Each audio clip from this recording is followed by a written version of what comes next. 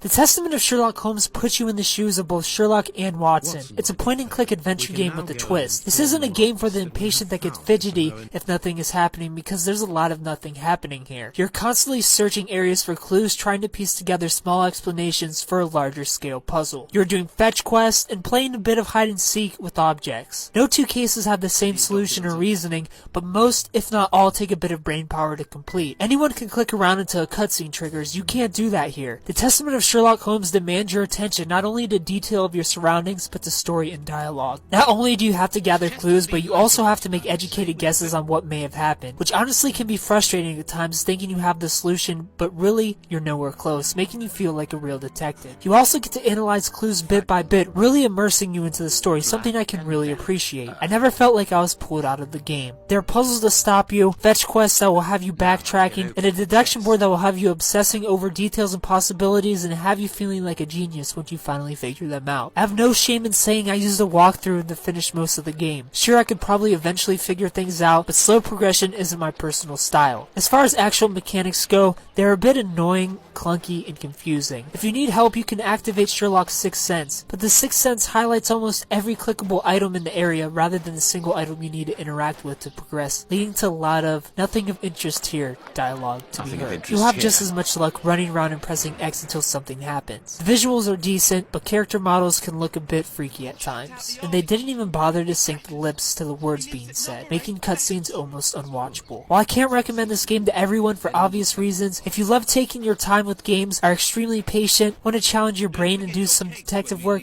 I highly recommend picking this one up. For what it is, a point-and-click adventure detective game, 8 out of 10, and as an overall game, 7 out of 10 if you play